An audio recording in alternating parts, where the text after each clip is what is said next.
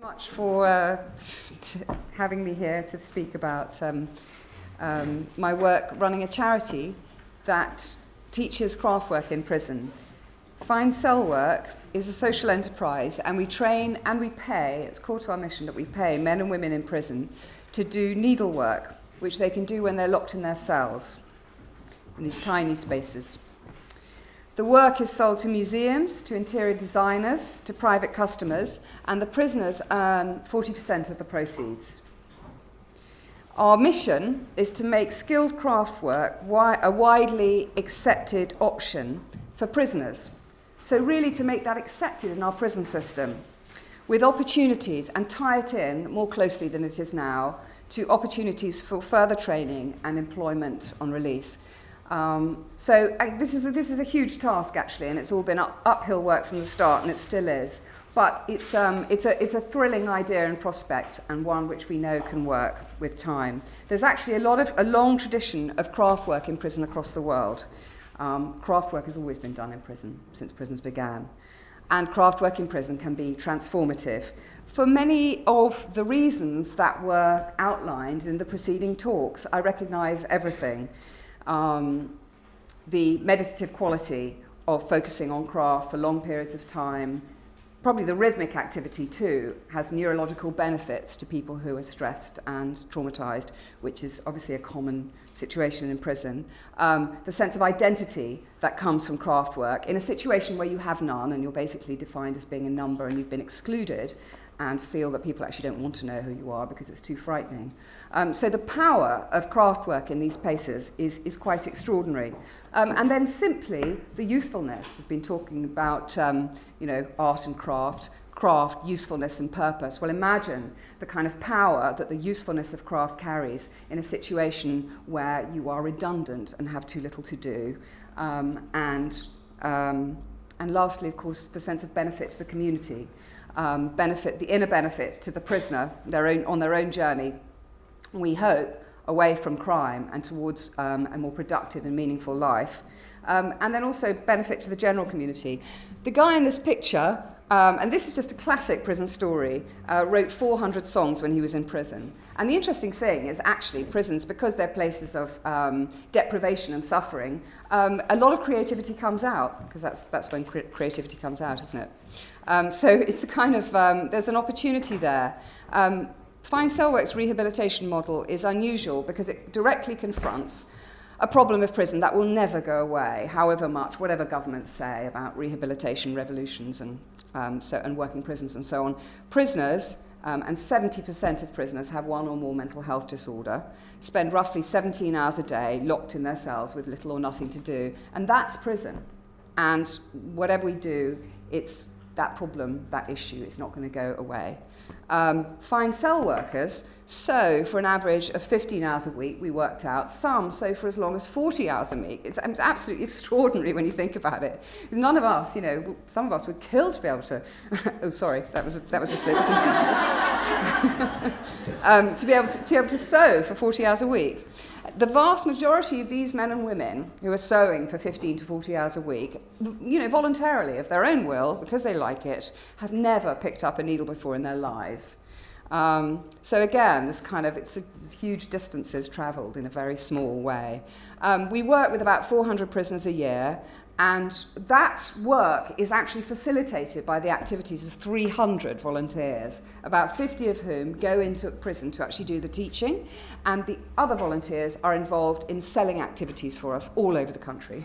But many of them, there's quite a connection between the volunteers working in prison and the volunteers who help man our sales. And that's very interesting because they talk with such passion and authenticity and feeling about the work they do and their experience of prison. So it's an interesting, it has an interesting breadth of reach from the narrowness of the cell kind of filtering out into the community. So here's just a quick taste of the range and quality of the work we've done over the years. We've been going for 15 years, and we started with £2,000 and a kind of bag of wool and found our first volunteer, went into a Kent prison, didn't really know what we were doing. And the volunteer just found a way to connect with the prisoners and taught them how to do needlepoint. And very good needlepoint started coming back. Anyway, this is a commission that we did a few years ago. It was one of a series of 40 cushions that were commissioned by English Heritage and are now in Dover Castle. This is quite different. It's a needlepoint chair. So from heritage things to things that are a bit more cheeky and avant-garde and original, we work with, again, most of them working absolutely for free, very good designers, and many people are keen to contribute to this activity in prison because there's something so intrinsically creative and interesting about it. So we get to work with wonderful people. This is an interesting piece. That there's a story behind everything we make, often a story too long to be told. I can't tell you them all. But this one, this wall hanging, was made out of crocheted spots crocheted by a Spaniard who I worked with like 12 years ago. And his mother kind of fought this long battle with the prison governor trying to get lace-making equipment into him in Wandsworth Prison. She was just desperate, you know, it's very Spanish. She just wanted him. She was so proud of him doing all this crochet, and she kept on trying to get more kind of embroidery needles and lace-making stuff into him. And she was very, very proud of him. And actually, that's the core of much that we do, is also the connection and meaning that prisoners can find by doing this work with their families. These cushions were designed by Karen Nicole, who's the most wonderful artist and designer who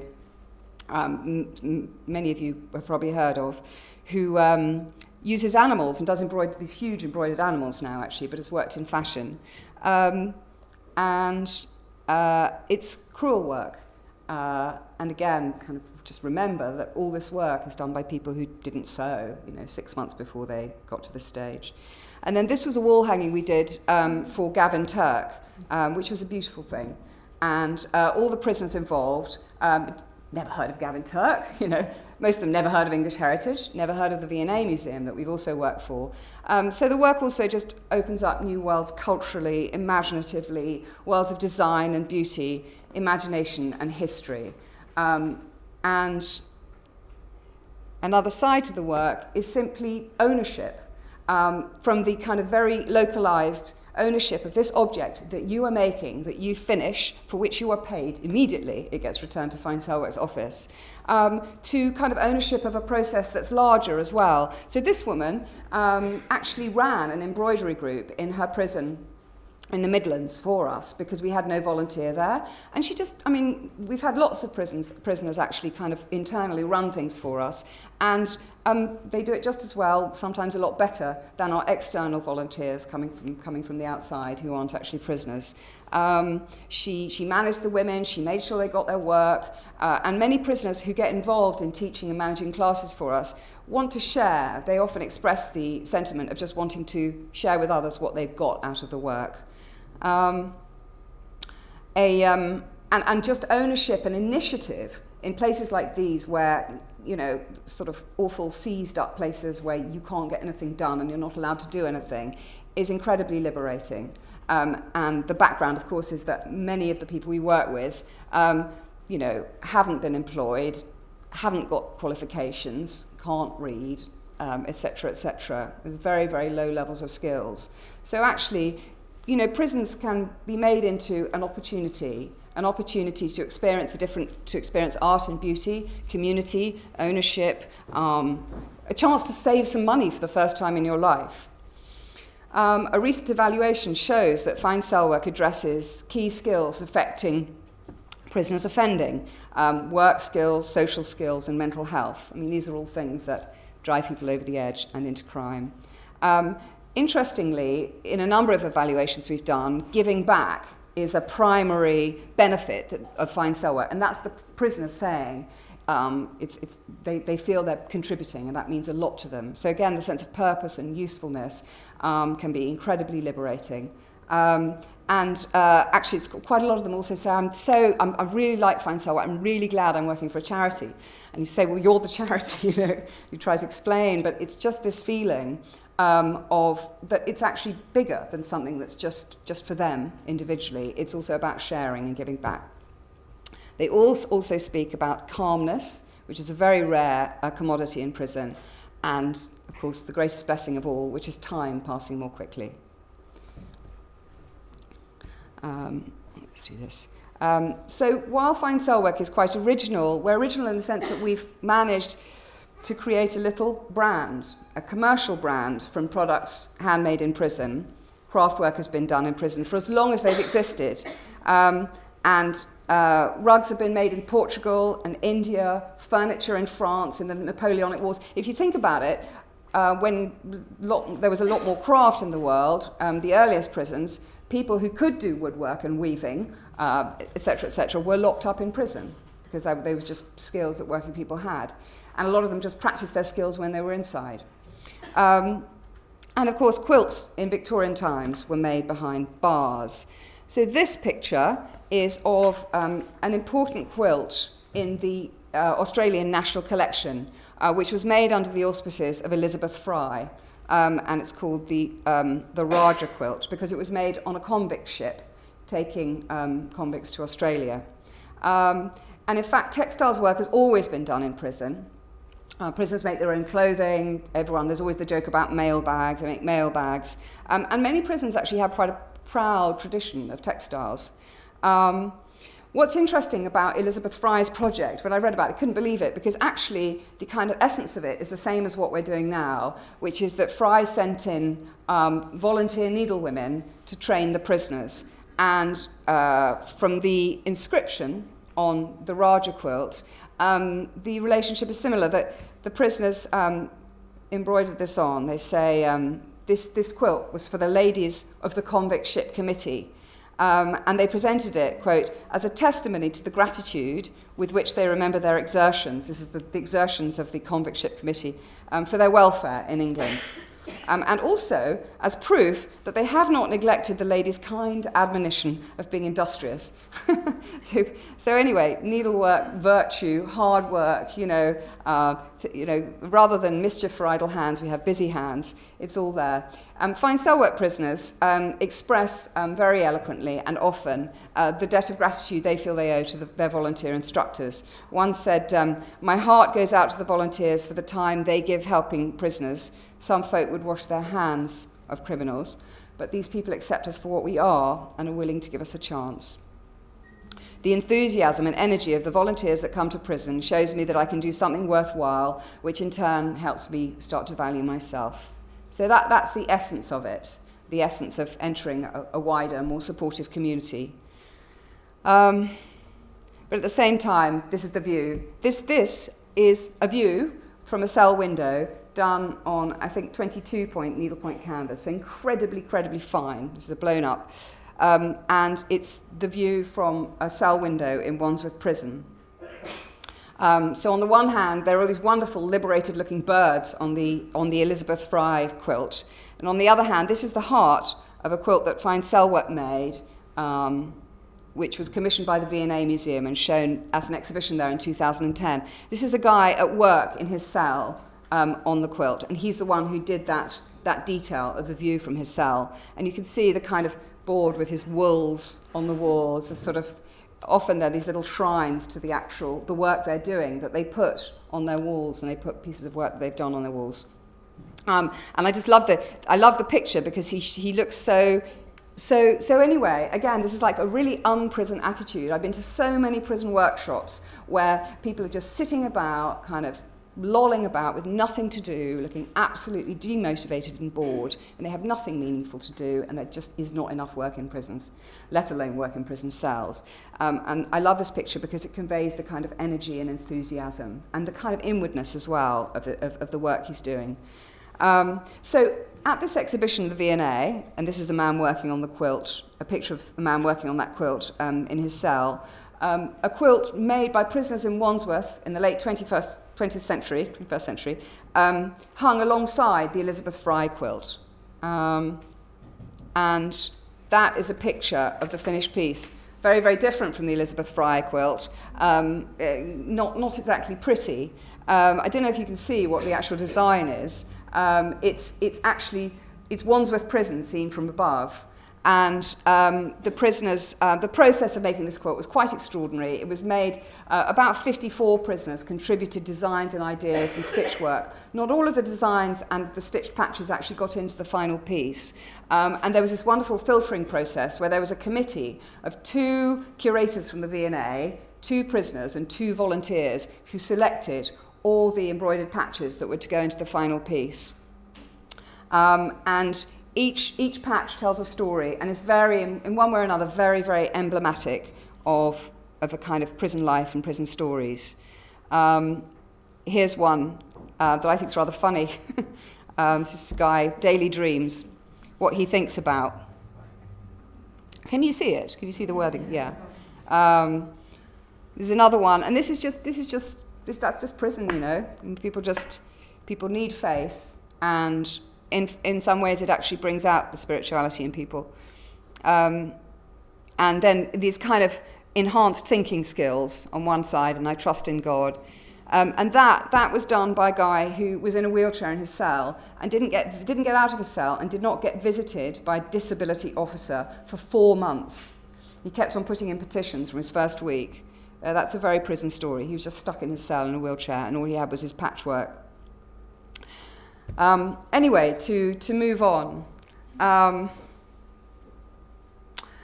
Fine cell work, of course, also harks back to the arts and craft movement in a certain kind of way, because it's taking craft work to the masses, as it were, to the unworking people, actually.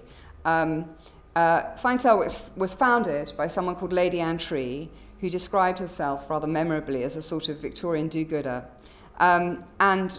She just completely grasped the perfect match between time-consuming, skilled craft work and the endless hours that prisoners spend locked in their cells.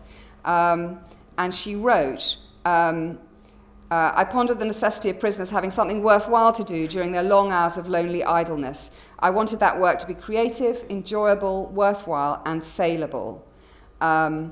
And she wanted the prisoner on release to have as much money as he or she had earned. And we do have people now leaving with hundreds to a couple of £1,000 saved, often over several years of work. They don't get paid much for the work, but the money is very meaningful to them. And actually, a prisoner can double their normal prison wage if they're doing well at fine cell work. But that's a lot of work. You know, I've cited the 15 to 40 hours a week. So here's a cushion taken from a William de Morgan tile. And fine cell work, as I said, has some of the arts and craft movement ideals at its heart. I mean, it's a bygone reality that craft work brings in meaningful money for men and women in the UK, in Europe or America. But in prison, the money is an absolute lifeline.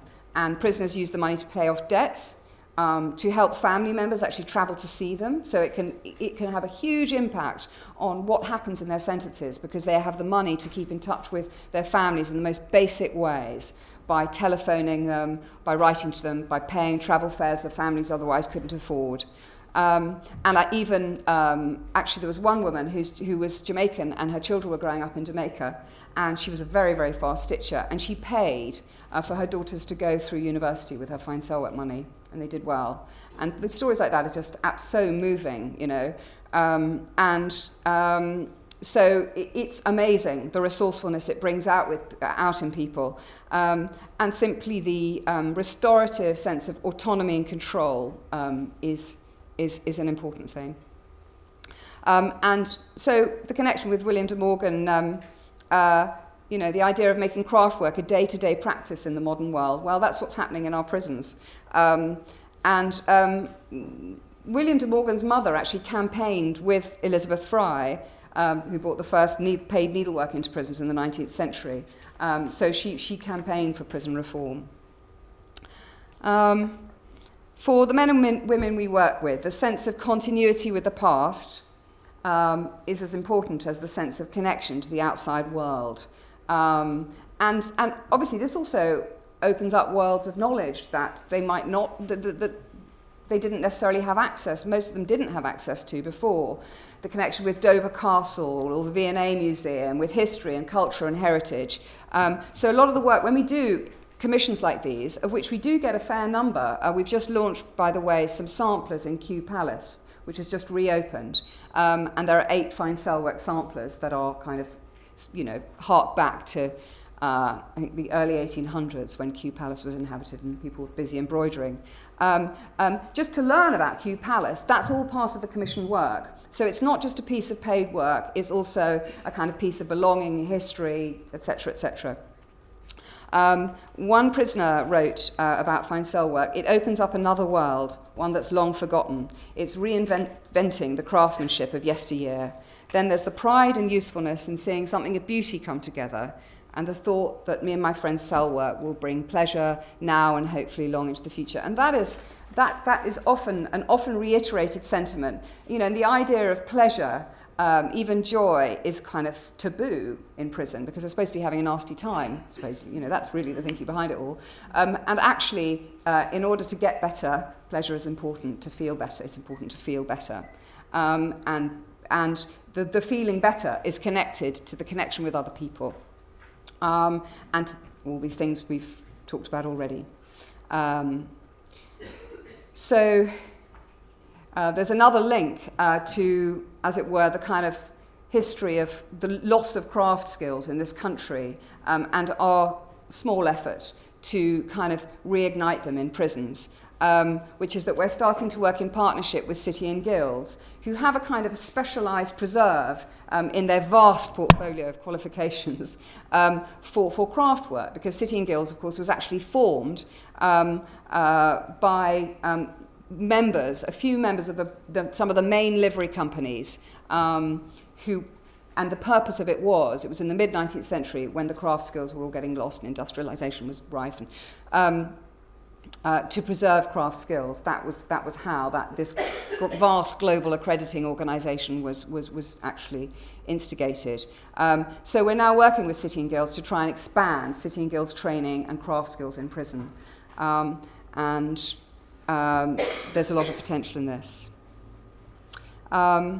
So some of the potential is to expand we've done an upholstery training course in Wandsworth, and we're starting that again in the middle of this year, and we're getting a trained upholsterer, a brilliant person who runs her own business and has her own school, to do some of the work. But we're also getting volunteers in to actually act as mentors, to give feedback, praise, encouragement, and sort of participate and work alongside with the prisoners, learning the upholstery skills, as well as patchwork and embroidery, and machine embroidery now too, we're doing at our Wandsworth workshop.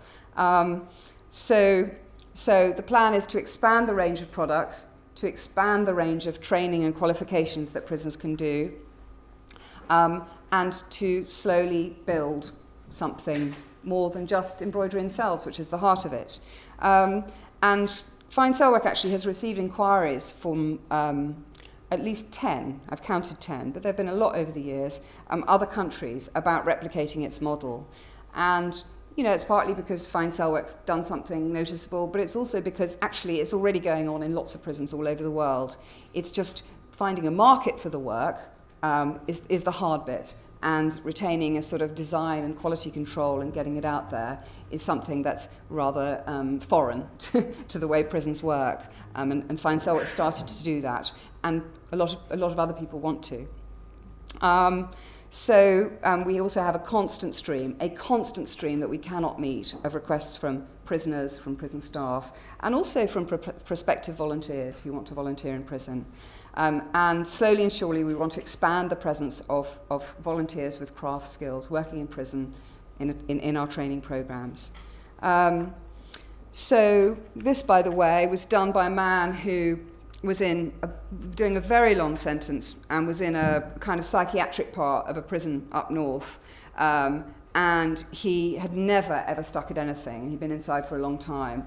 And the prison staff were amazed because he saw the project through. And this is a very large ottoman that's all done, chain-stitched. It's surface embroidery. So again, that's a testimony. This is just one of many, many, many stories like it, of men and women who find a kind of concentration and focus and application that they haven't found for anything else before through doing this work. And the money is an incentive, and the money should be an incentive. but the work itself, they wouldn't do the work if it weren't pleasurable. So craft work in prison has a natural fit with lengthy prison time. It produces pride, well-being, and flow. When prisoners talk about the kind of state they reach, it's absolutely fascinating. And one ex-prisoner actually told me that still when he picks up a needle, he said, oh, I go a bit funny. And he sort of just gets into that state again, which he used to get himself through his 7-year sentence by sewing. And he used all the money to keep in touch with his son, and he got custody of his son when he got out. And he just wouldn't have done that without having this focus and this work. So it helps prisoners to focus and care on something, because prisons are careless places where people are afraid to care, and brings mental health benefits to disturbed people, opens prisoners' minds to wider worlds, enables them to save, and gives them usefulness and purpose. And this is just, before I close, a lovely quote from a prisoner who wrote, "You hope people realise you're making a worthwhile product, something someone somewhere appreciates. It's something to do, but it gives you contact with the outside world, giving something back as well. Giving back is a massive thing for me. There must be a more constructive way of spending 44,000 of the taxpayers' money each year, keeping us locked behind these doors, wasting away." And it's amazing how many prisoners say that, you know. They just say, this is a total waste of money. Why? There's so much more I could be doing. And it's just that, you know. And again, this is something you hear a lot. You know, people in prison who say, I have skills, I'm not able to use them. That's a tragedy, you know. And disabling people who come in often with disabilities anyway. So our intention is to maintain the feeling of Fine Cell Work as a kind of small family business which connects prisoners to the outside world.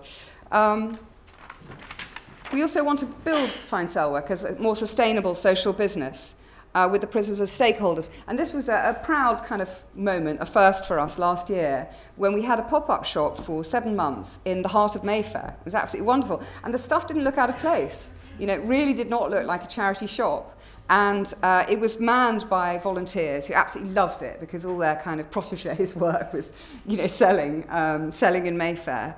And the plan is to build a system whereby ex-prisoners can actually man and refurbish pop-up shops where Fine Cell Work products will be sold. So they interface with the public, and they can share the pride and the pleasure of what they do. And they can also obviously improve their customer service, retail, etc., and social skills, which is important. So we hope that we can help create more awareness that prison products can be a form of ethical trading, and that we can play a part in making prisons into communities with a real commitment to transformation and reform that is, as much as possible, owned by the prisoners rather than managed by others. And then there's a lovely quote that is actually on the V&A quilt, that was embroidered onto the quilt that we had in the V&A, which was, because I have been supported, I've supported others, and they all felt that they had been, you know, part of a team, and that was very important to them. A last picture of Nigel, who was in and out of psychiatric wards for all his prison sentence, but the actual work slowed down his incidences of mental breakdown. Thanks very much.